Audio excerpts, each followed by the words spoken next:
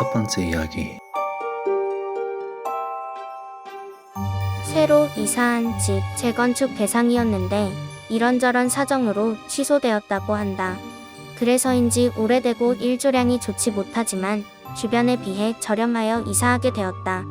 사실 터무니없이 싼 가격이 의심스럽긴 하다. 그런데 이사하고 며칠 후부터 방에서 종종 이상한 소리가 났다. 쿵. 오래되고 옛날 건물이라 방음이 안 되는 것 같아 특별히 신경 쓰지 않고 있었다. 이사하고 첫 주말, 친구가 집들이 겸해서 놀러 왔다. 집에서 술을 마시고 있는데 갑자기 소리가 났다. 나는 별로 신경 쓰지 않았지만 친구는 아무래도 소리가 거슬리는 것 같다. 뭐야? 뭐가? 지금 소리. 아, 그거. 가끔 소리나. 방음이 안 되나? 친구는 석연치 않아 했지만 어쩔 수 없었다. 그리고 다시 술을 마시는데 다시 소리가 났다. 친구는 이상하다는 듯 일어섰다. 이 소리 어디서 나는지 알아? 글쎄, 어딘데? 역시 이건 심령 현상이야. 들어올 때부터 이상했어. 농담하지 마. 종종 있는 일이래도. 뭐? 뭐, 종종 있다니. 이상하잖아. 쿵 하는 소리가 왜 같은 곳에서만 들리는 건데? 갑자기 소름이 돋았다. 평소에도 기가 강하다는 이야기를 들은 친구인데 이런 얘기를 하니 무서워졌다. 완전히 소극적인 나는 친구의 말을 따르기로 했다. 친구는 벽을 향해 이야기를 시작했다. 귀신입니까? 대답하는 것처럼 소리가 들렸다. 나는 친구 뒤로 가서 지켜봤다. 친구는 계속 질문을 던졌다. 예전부터 여기에 있었나요? 혹시 이곳에 원한이 있나요? 기세 좋게 질문하던 친구의 말문이 막혔다. 갑작스러운 대답에 무서워진 것 같다.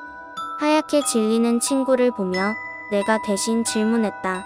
당신은 남자인가요? 대답이 없었다. 어린아이인가요? 여전히 대답이 없었다. 난 그다지 이상하게 생각하지 않았지만 친구는 굳어진 채 있었다. 친구는 고심하더니 다른 질문을 던졌다. 혹시 이 방에 몇 명이나 있나요?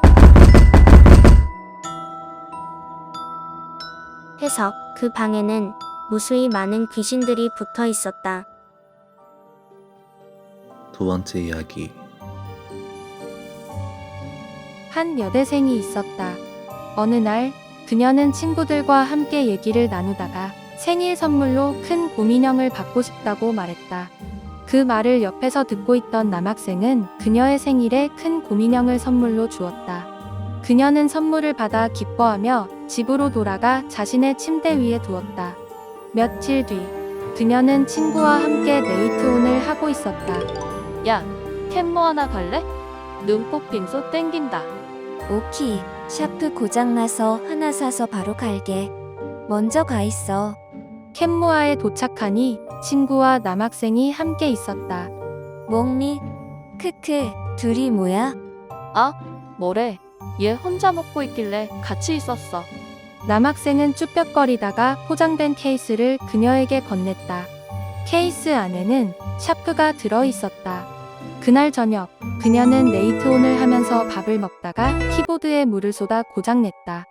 다음날 그녀는 학교에서 어제 있었던 일을 친구와 얘기하는데 남학생이 다가와서 말했다. 이거 방수 키보드야? 그녀는 소름이 돋아서 물었다. 그걸 네가 어떻게 알아? 네이트온 얘기하는 거 들었어. 해석. 남학생이 선물로 준 곰인형 안에 카메라가 있었다. 그걸로 그녀들의 대화를 엿듣고 있었다. 세 번째 이야기. 어느 고등학교에는 전교 1등과 전교 꼴등이 같은 반에 속해 있었다. 전교 꼴등은 자기도 정말 열심히 공부해야 한다고 생각하여 전교 1등 친구를 따라하기 시작했다. 문제집도 똑같이 사서 1등이 사회 공부를 한다면 꼴등도 사회를 공부하고 화장실을 간다면 따라가고 영어를 공부한다면 꼴등도 따라서 열심히 공부했다. 폭우가 쏟아지는 어느 날 전교 1등은 야자를 신청하여 꼴등도 함께 야자를 하고 있었다. 그런데 갑자기 정전이 일어나 모든 것이 어두워졌다. 다른 학생들은 소리치며 난리를 피우고 있었고 밖에 불빛도 없어서 모두가 무서워했다. 그때 방송이 나왔다. 학생 여러분, 정전입니다. 소리치지 마시고 침착하게 밖으로 나오시길 바랍니다.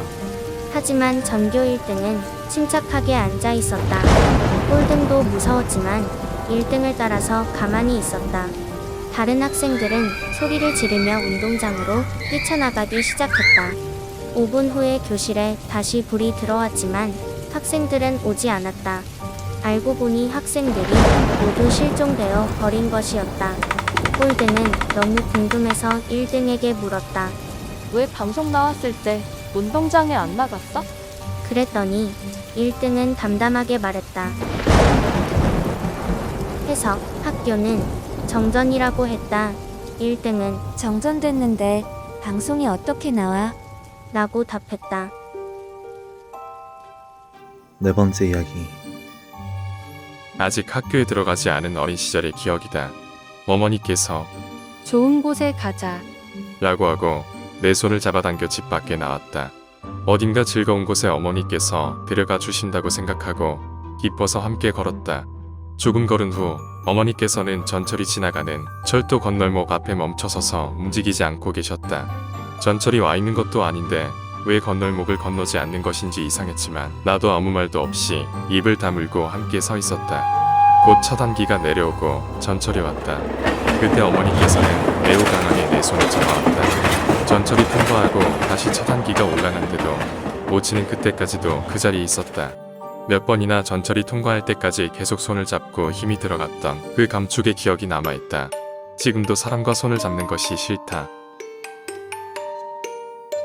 희망해서 어머니는 자살을 결심했지만 두려움에 실패하고 아이와 집으로 돌아갔다. 절망해서 아이는 어떻게든 살아남기 위해 발버둥 쳤고 엄마는 놓치지 않기 위해 아이를 계속 선로 위로 끌어당겼다. 기차가 지나가고 엄마의 손만이 어떻게든 살아남은 아이의 손을 꽉 잡고 있었다. 다섯 번째 이야기. 새해 새벽 어느 택시기사가 창원 시내를 돌고 있었다. 그날따라 손님이 없었는데 머리를 길게 길러 얼굴이 잘 보이지 않는 한검은 옷을 입은 여자가 택시를 세웠다. 여자 손님은 의외로 먼 거리를 운전해 달라고 했는데 택시 기사는 돈이 되겠다 싶어 손님이 말하는 대로 길을 따라갔다. 불길한 손님을 태운 택시 기사는 어느새 외딴 숲길을 통과하게 되었다. 오랜 운전 때문에 택시 기사는 졸음에 시달리고 있었다. 그래서 낯선 숲길을 겨우겨우 제대로 보지도 못하고 지나가고 있었다. 택시 기사는 그러다가 문득 백미러로 손님을 보니 손님이 보이지 않아서 흠칫 놀랐다. 택시 기사는 허둥지둥 택시를 세우고 내리려는 순간 택시는 낭떠러지에 걸려 있었다. 택시 기사는 정신을 차리고 낭떠러지 아래로 내려다보았다. 그때 절벽 아래에서 손이 튀어나와 택시 기사의 발목을 잡아당겼다. 자세히 보니 택시에 타고 있던 손님이 잡아당기면서 말하고 있었다. 해서 택시에 타고 있던 손님은 절벽 아래에 떨어져 죽은 귀신이었다. 여섯 번째 이야기. 한 여자가 귀를 뚫으러 미용실을 찾아갔습니다. 그 미용실에서는 실습생이 일하고 있었는데 실습생은 여자의 귀를 뚫어보기로 했습니다. 귀를 뚫다가 예상보다 결과물이 너무 예쁘게 나와 실습생은 만족스럽게 미소를 지었습니다. 그러나 여자의 귀를 자세히 들여다보니 귀 속에는 흰색 실이 얽혀 있었습니다. 여자는 실이 귀에 있음을 몰랐고 실습생은 조금 의아해하면서도 실을 뽑기로 결심했습니다.